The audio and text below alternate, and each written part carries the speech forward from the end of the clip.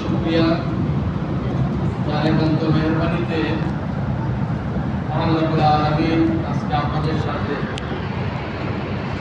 জুমায়ে আদায় করার সুযোগ করে দিয়েছেন। আলহামদুলিল্লাহ।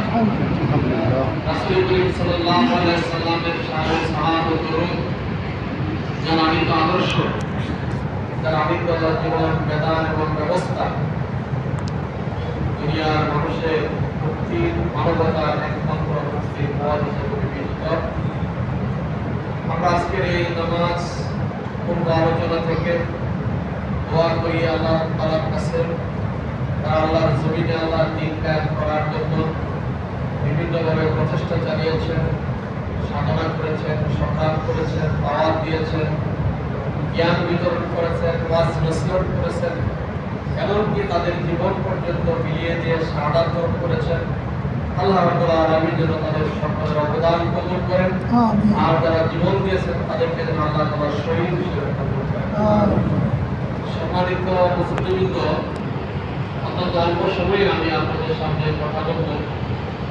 আমাদের সম্মানিত ইমাম সাহেব খুবই গুরুত্বপূর্ণ একটা বিষয়ে আলোচনার অবতারণা করেছেন। আমাদের শ্রেষ্ঠত্ব কিসের ভিত্তিতে? আল্লাহ তাআলা কোরআনে কারিমে বলেছেন, মানুষের মধ্যে মানুষের শ্রেষ্ঠত্ব হয় ইন্না আকরামাকুম ইনদাল্লাহি আতকাকুম। মানুষের মধ্যে শ্রেষ্ঠ মানুষ তারা যারা আল্লাহকে অধিকতর ভয় করে। তাকওয়ার দৃষ্টিকোণ থেকে যারা যত বেশি উপরে, মানুষের মধ্যে তারা হচ্ছে শ্রেষ্ঠ মানুষ। ইন্না আকরামাকুম ইনদাল্লাহি আতকাকুম, এটা আল্লাহর ঘোষণা যে মানুষের মধ্যে তারা শ্রেষ্ঠ।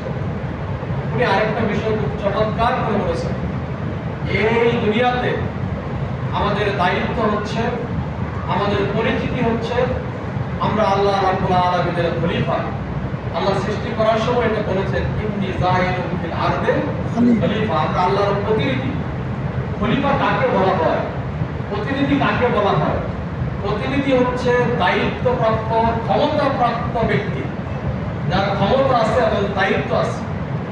যেমন মনে করেন যে আজকে প্রধান উপদেষ্টার ময়মনসিংহে একটা সফর থাকতে পারে, তো উনি অসুস্থতা জনিত কারণে বা কোনো রাষ্ট্রীয় কারণে আসতে পারলেন না, তাহলে উনি আরেকজন ওনার প্রতিনিধি পাঠাবেন। প্রতিনিধি কিন্তু ওই প্রধান উপদেষ্টার লিখিত বক্তব্য এখানে পেশ করবেন। ওনার ফলাভিষিক্ত হিসেবে ওনার ক্ষমতা, ওনার দায়িত্ব পুরোটুকু এখানে পালন করবেন। আমরা মানুষ হিসেবে দুনিয়াতে আল্লাহ রাব্বুল আলামিনের পক্ষ থেকে ক্ষমতাপ্রাপ্ত এবং দায়িত্বপ্রাপ্ত প্রতিনিধি। আল্লাহ তাআলা কিন্তু আমাদের কিছু এখতিয়ার দিয়েছেন, কিছু ক্ষমতা দিয়েছেন, যেটা অন্য প্রাণীকে দেওয়া হয় নাই। একটা গরু, মহিষ, ছাগল, তাদের কি কোনো ক্ষমতা আছে? মানুষের কিন্তু ভালো মন্দ দুইটা কাজ করারই অধিকার আছে, ক্ষমতা আছে, করতে পারে।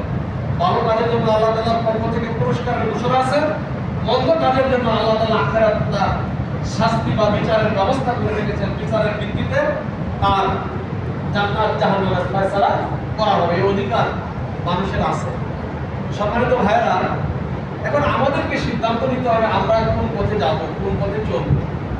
এই যে ক্ষমতাপ্রাপ্ত, দায়িত্বপ্রাপ্ত প্রতিনিধি, আল্লাহ তাআলা এখানে শেষ করে নাই।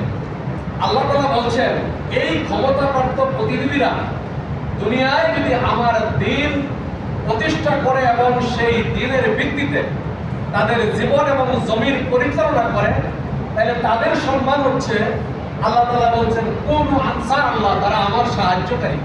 এটা আল্লাহ রাব্বুল আলামিনের পক্ষ থেকে আমাদের মর্যাদা। আল্লাহ তাআলার তো কোনো সাহায্যের প্রয়োজন হয় না, হয় না? প্রয়োজন হয় না। আল্লাহ সামাদ, তিনি কারো মুখাপেক্ষী নয়, তিনি কারো ধার ধারেন না, কারো সহযোগিতা আল্লাহ তাআলার প্রয়োজন নাই।